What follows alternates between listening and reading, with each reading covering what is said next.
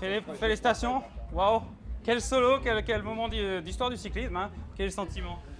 Bah, c'est une journée incroyable. Je veux dire, c'était une course d'équipe d'abord. Quickstep Floors, on nous a vu tout le temps aux avant-postes. On a géré la course du début à la fin. Et voilà, à la fin, c'est moi qui gagne, mais c'est une victoire d'équipe. Et je peux les remercier. Je remercie aussi Patrick Lefebvre pour la confiance. Il m'a laissé signer un contrat l'année passée.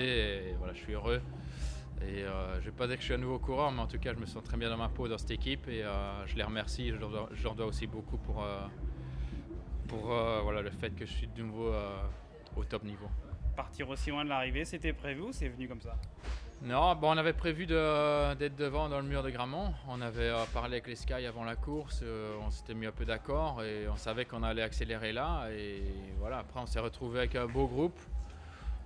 Puis on a repris les cours de l'échappée et puis là du coup c'est un peu désorganisé parce que ça faisait trop de monde et puis derrière ça rentrait un peu. Je crois qu'il y avait 30 secondes au pied du Quarmont et là on avait dit avec Trentin et Tom qu'on allait refaire gros efforts pour refaire un écart et essayer de refaire une sélection dans notre groupe pour avoir les coureurs les meilleurs de notre groupe et puis essayer d'avoir une entente qui était meilleure.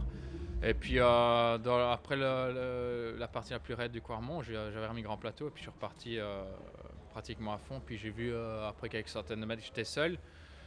J'ai continué et puis à la sortie des pavés, j'ai continué. Puis au bout de la grande ligne droite avec la cuvette comme ça, j'ai regardé derrière. J'ai vu qu'ils étaient déjà assez loin, mais je savais vraiment pas quoi faire. C'était encore loin de l'arrivée.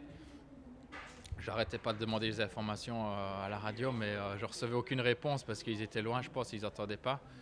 Donc voilà, je savais pas trop quoi faire. Je savais pas si j'étais en train de faire une erreur ou si j'allais faire un exploit. Et voilà, c'était pendant de longs kilomètres, je me suis posé beaucoup de questions.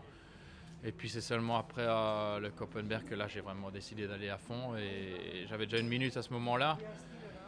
Et voilà, après j'ai vraiment tout donné dans la montée en pavé, Stationberg. Il faut qu'on l'appelle un autre nom dans ce sens-là, mais et après Tyenberg, etc. Voilà, après Kreuzberg et de nouveau Quarmont. Là, c'était vraiment. Là, c'était au caractère parce que les jambes, j'en avais plein les jambes et c'était compliqué, mais avec le vent dans le dos, ça m'a aidé aussi. Vous avez des victoires de précises, vous en avez déjà un paquet. Celle-là, vous la placez où? Bah, c'est du même niveau que Liège, que Lombardie, que le mondial. C'est des courses à part. Je veux dire, c'est des moments rares dans une carrière. Et en plus, là, j'ai vraiment pu profiter. Un peu comme Lombardie en 2010, quand j'ai gagné aussi. C'était pareil, pratiquement à 40 km de l'arrivée que j'étais parti. Donc voilà, c'est des moments exceptionnels. Et je veux dire, même voilà, ça fait 7 ans par exemple pour Lombardie, je me souviens de chaque seconde. Et je pense qu'ici, ce sera la même chose. Dans 10, 15, 20 heures, je me souviendrai encore de chaque seconde. Merci beaucoup, félicitations. Merci.